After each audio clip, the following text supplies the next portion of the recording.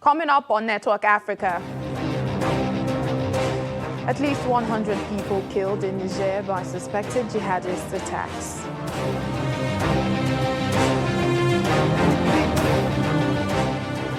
Three soldiers die in ongoing anti-terror operation in Algeria's Tipaza region. Plus,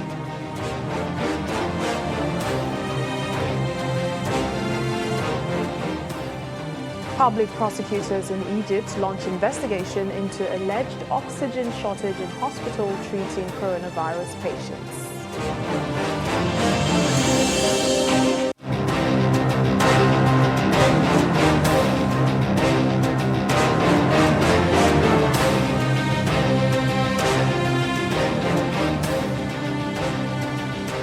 Hello and a warm welcome to the program. I'm Layo Adegoke. Happy New Year to you. Let's begin today by taking a look at some of the stories that made headlines over the weekend. On Saturday, Niger's Electoral Commission announced the provisional results of the first round of the election held on December 27th. Ruling party candidate Mohamed Bazoum led the first round with 39.33% of the vote, falling short of the 50% needed to win outright in the first round. His opposition, Mahamani Usmani, received 17% of the vote. This result now means Mr. Bazoum will face former President Usmani in a presidential election runoff in February. Meanwhile, on Sunday, Niger's Prime Minister Brigitte Rafini visited two villages where he said 100 people were killed the day before by what were believed to be Islamist fighters. The Prime Minister says the suspected militant attack over the weekend was one of Niger's deadliest in recent memory. Security sources say civilians had been killed in two simultaneous raids on the same day. Prime Minister Rafini's Sunday visit to the zone attacked near the border with Mali was broadcast on national television. In efforts aimed at curbing the coronavirus pandemic, China and Egypt signed a letter of intent for COVID-19 vaccine cooperation. Chinese ambassador to Egypt, Liu Liqiang, says the signing of the letter is an embodiment of the joint efforts by both countries to build a healthy community. Chinese vaccines are undergoing phase 3 clinical trials in many countries, and they are progressing smoothly. The country has approved the emergency use of the vaccines. Egypt received the first batch of anti-coronavirus vaccines in December to help the country's fight against the COVID-19 epidemic. It is the first African country to receive the Chinese anti-coronavirus vaccine. So some of our main stories now. The attack on Niger and the killings over the weekend is said to be one of the deadliest days in living memory, even as the country grapples with ethnic violence and Islamist militancy. Now, no group has claimed responsibility for the attacks. According to local mayor Almu Hassane, those responsible traveled on about 100 motorcycles. They split into two groups and carried out the attacks simultaneously. Both villages where the attack happened are near Niger's border with Mali. 70 people were killed in the village of Chombangu and 30 others in Zarum Dareye. Well, let's get more on this story from security analyst David Otto joining us now on the program. Thank you so much, David, and it's good to see you. Happy New Year. Thank you so much. Happy New Year to your audience as well. Thank you. Well, it's quite a horrific way to start the new year in Niger. 100 people killed, according to the Prime Minister, by suspected Islamists. What's your take on this? I think this is evidence that, despite the change of times, it doesn't actually impact on the change of activities, especially when we talk about issues of security in Africa. But let's be very contextual here and talk about the devastating attacks that happened in the villages of Chambango and Zamudega, which is in the upper north Kuala, very much within the Tillaberi region. And as you rightly mentioned, this is about 40 or so kilometers away from the Malian borders, which is the Liptako Goma region. Now, this is an attack which, according to the sources that we've spoken on ground, seems to have been a reprisal attack between these communities that we've mentioned, but also against jihadist activities. And, I know you said, no responsibility has been claimed, but because of the nature of these attacks, these jihadists that operate within the region will unlikely to claim a responsibility. But we know that Boko Haram factions, the Islamic State of West Africa province, but also the Islamic State of the Greater Sahel are very much present in this location. But this is one of the attacks that has the same hallmarks like we saw in the Zabamari massacres. It was a retaliatory attack between local militias and jihadist groups, that live around those communities. Now, you say it was a reprisal attack. It also shows that it was a well-coordinated attack. According to information from the local mayor, it says that about 100 motorcycles were used and they split into two groups for those two villages. And now this insecurity has been ongoing for a long time, and it's actually a regional challenge. What could be the practical solution, in curbing this? I think, first of all, you've got to understand that the strategic location of Niger Republic, which is also neighboring Nigeria, which is the Lake Chad Basin, where the Lake Chad Basin meets the Sahel. It tells you that we need to have a very comprehensive strategy within that region. Niger especially has a lot of local villages that are occupied along the borders with Nigeria, but also with Mali, as you rightly said, which are waterways being used by jihadists and Boko Haram, for example. They use these waterways to hibernate and launch attacks.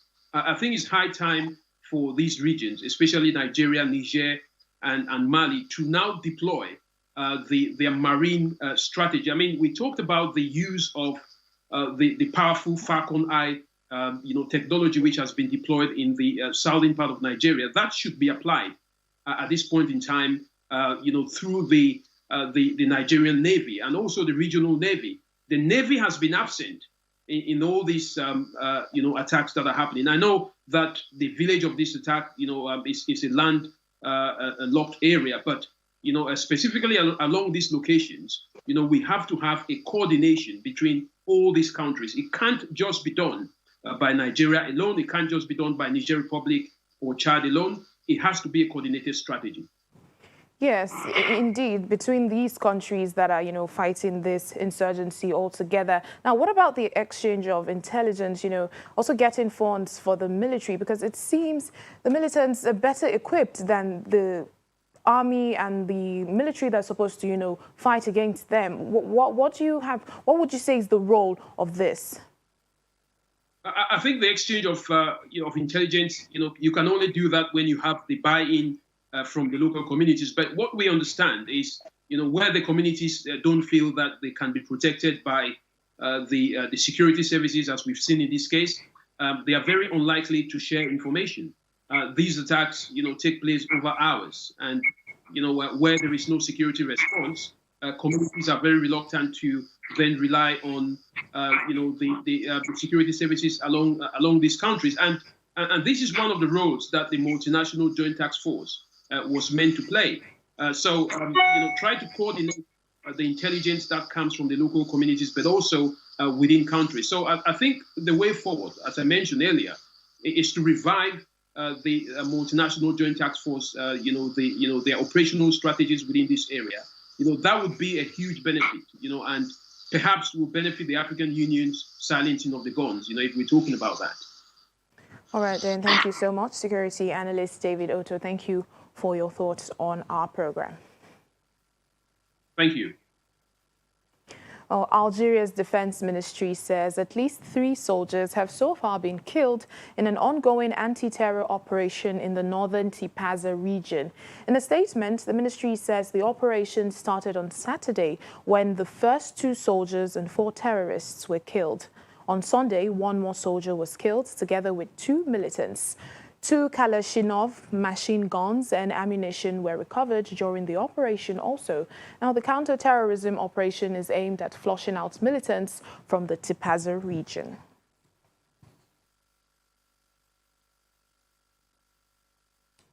Well, public prosecutors in Egypt have launched an investigation after several coronavirus patients died when a hospital reportedly ran out of oxygen. An image is going viral in Egypt of an exhausted nurse huddled on the ground after reportedly witnessing 4 COVID-19 patients die because the hospital didn't have enough oxygen to keep them alive.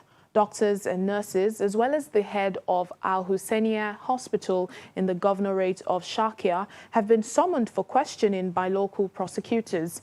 But Egyptian officials have denied the reports, saying the patients died because of existing chronic conditions and not a lack of oxygen. Well, still on the COVID-19 pandemic, South Africa is hoping to obtain doses of COVID-19 vaccines as early as next month, depending on the success of ongoing negotiations with pharmaceutical companies. Now, that's according to the country's health minister, Zweli Mkhize. The government is aiming to vaccinate a minimum of 67% of the population, approximately 40.3 million citizens, by the end of the year. The health minister adds that government has so far secured enough doses to immunize 10% of the population. South Africa is the first country on the continent to register more than 1 million COVID-19 cases. Well, Ghana's President Nana Akufo-Addo has announced dates for reopening of schools across the country amid fears of a second coronavirus wave in the West African state. Schools were shut in March last year after the country reported its first case of the virus. Now, since then, more than 55,000 cases have been confirmed, with 54,005 recoveries, 54,005 recoveries and more than 300 deaths. In a televised address on Sunday, President Akufo-Addo said tertiary institutions will reopen on January 9th, while primary and secondary schools will reopen on January 15th.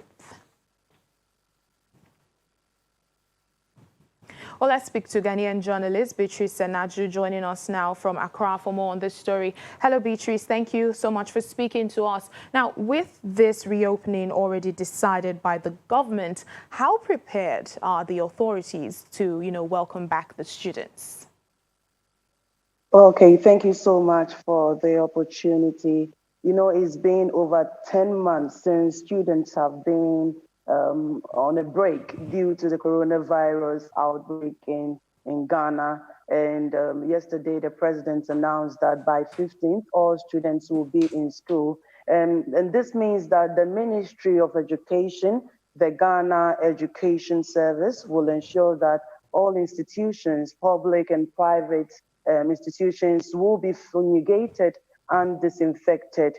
And also, as I'm talking to you now, the Ministry of Education is having meetings with the various heads of every educational facility in Ghana to ensure that when school reopens, finally, students will be free from the COVID outbreak.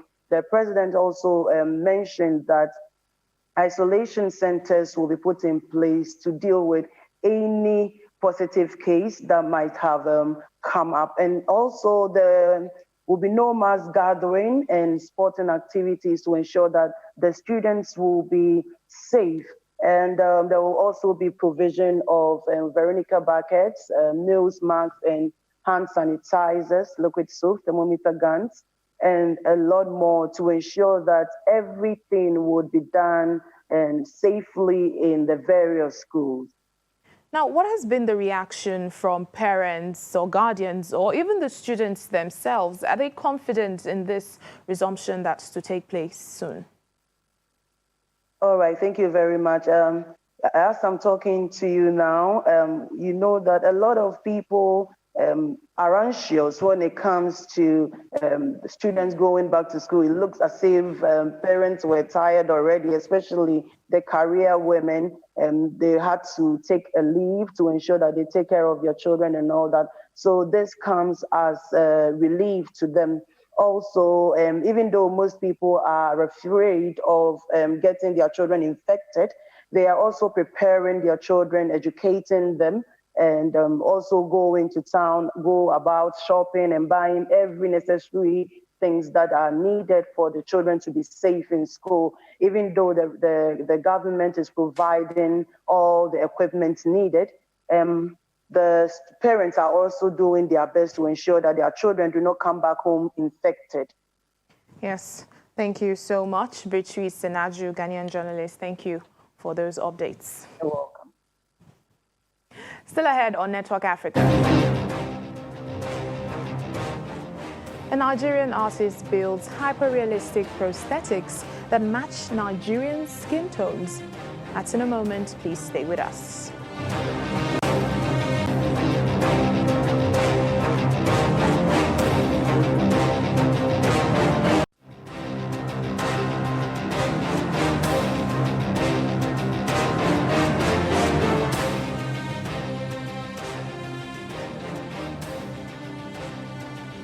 Welcome back to the program. Millions of children are returning to primary and secondary schools in Kenya.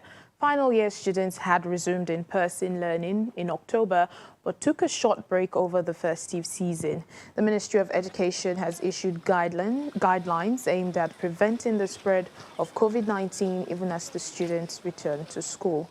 Now, these include urging teachers to utilize every available space, including learning under trees, to ensure social distancing. Parents have also been asked to buy face masks for their children, and the government's promises to distribute some to needy students. Our children also have been at home for a long time. That one also, the education system is now falling. But it is good for them to go to school, but the readiness or the preparation of the reopening was untimely, because they would have done something before they reopened the schools. In the year 2020, flash floods, landslides and other rain-related disasters killed hundreds in East Africa, displacing tens of thousands of families. Now, homes and roads have been swept away around Lake Victoria and crops have been destroyed. This also hampered COVID-19 response efforts in the area. Now, although the effects of climate change on seasonal rainfall in East Africa are still unclear, environmentalists say that warmer weather combined with poor water management around places like Lake Victoria is to blame. It is a scene that has become all too common here on the banks of Lake Victoria in Kenya.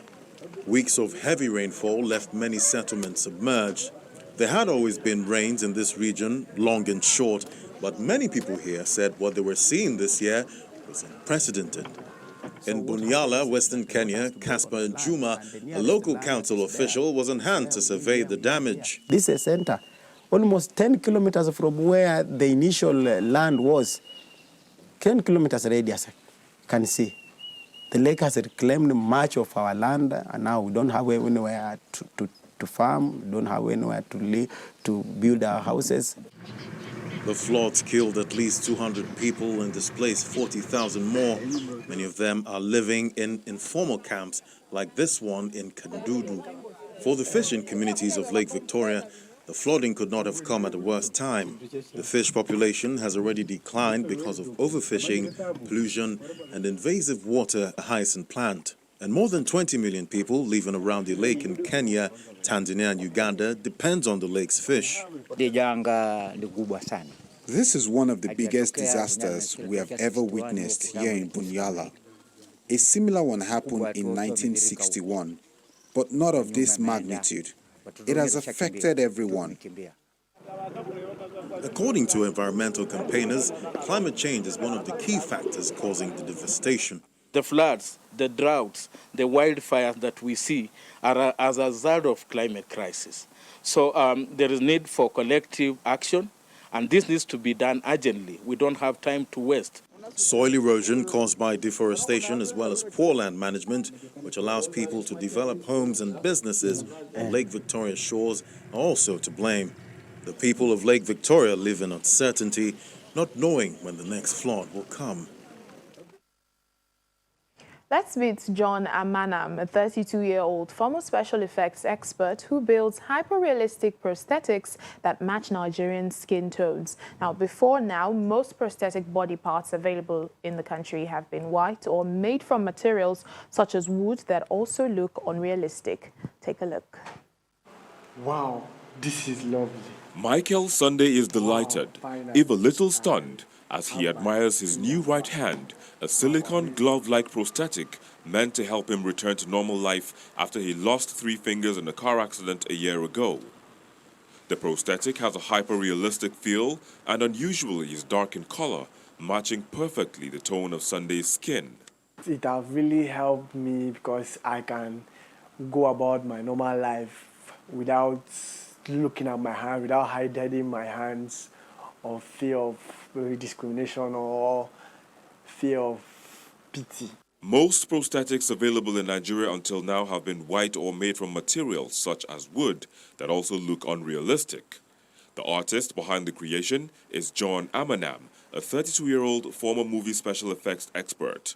He developed an interest in prosthetics after a family member lost a limb in an accident. I became emotional about the amputees. I discovered that I had 1 or 2 people who had amputations around me, and they had this feeling of discomfort whenever they were around normal people.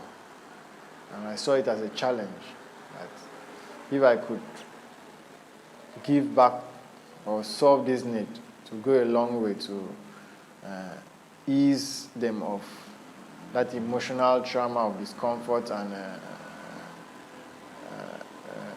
that loss of courage. So he started making prosthetic fingers, hands, arms, legs and ears in 2017. Depending on the size and complexity of the prosthetic, it takes 3 weeks to 2 months to make one. I rarely find people with black skin prostheses. So I want the blacks, I want Africans in particular, to have a feel, to be closer, to have these needs solved within Africa. Amanam has no formal training in making prosthetics but studied sculpting as an art student. His pieces are sold for at least 40,000 naira. The chairman of Nigeria's Health Commissioners Forum, Dr. Betta Edu, is asking the federal government to provide additional funding for states to build the needed health infrastructure for effective management of the second wave of COVID-19 and possible vaccination. Dr. Edu, who is also the Cross River State Commissioner of Health, told Channels Television in an exclusive interview that the End SARS protest, which was hijacked by hoodlums, destroyed some of the health facilities in the state.